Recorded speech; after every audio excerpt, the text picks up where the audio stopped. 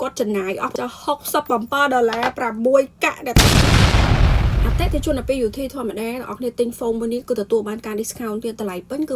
28ប៉ុន្តែដោយឡែកអតិថិជនខ្ញុំមួយនេះទិញ phone ម្ដងនេះគឺតម្លៃដល់ទៅ52.60ប៉ុណ្ណឹងអត់ទាន់អស់ទេនៅពេលដែលគាត់ទទួលបានអីវ៉ាន់នៅប្រទេសបារាំងអ្នកគ្នានៅពេលដែលទទួលអីវ៉ាន់នៅប្រទេសបារាំងគឺគាត់បង់ពន្ធថែម$12.40ពីលើបន្ថែមនឹងទៀតនិយាយទៅគឺ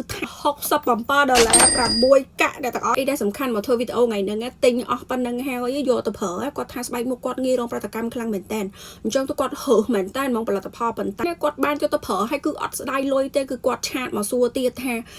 គាត់ចង់ទិញយកទៅទុកប្រើពីរដបទៀតចង់ទិញយកទៅថែមទៀតអញ្ចឹងមិនថារបស់ទាំងអស់គ្នាពេលខ្លះ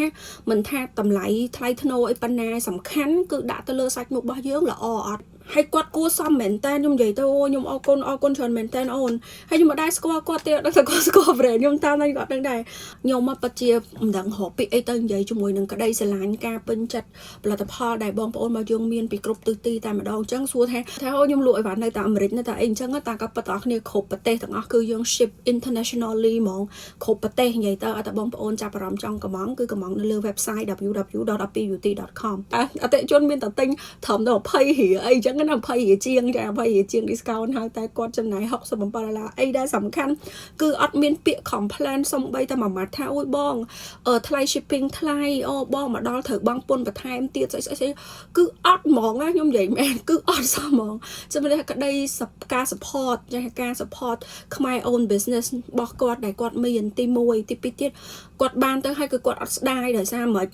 ចា60រៀលជាងមកប៉ុន្តែគាត់ថាស្បែកមុខគាត់គឺរើសផលិតផលខ្លាំងណាស់គឺរើសហ្មងប្រើតាមមិនត្រូវគឺ roll គឺកាហាយហ្មងប៉ុន្តែដល់គាត់ perform របស់យើងគឺគាត់ពេញចិត្តហើយគាត់ចាប់អារម្មណ៍ជាមួយនឹង cleansing oil របស់យើងមួយទៀត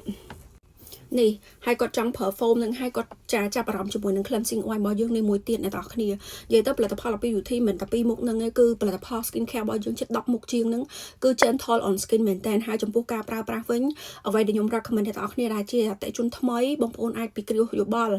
ប្រឹក្សាស្បែកមុននឹងធ្វើការកំងអីវ៉ាន់ណា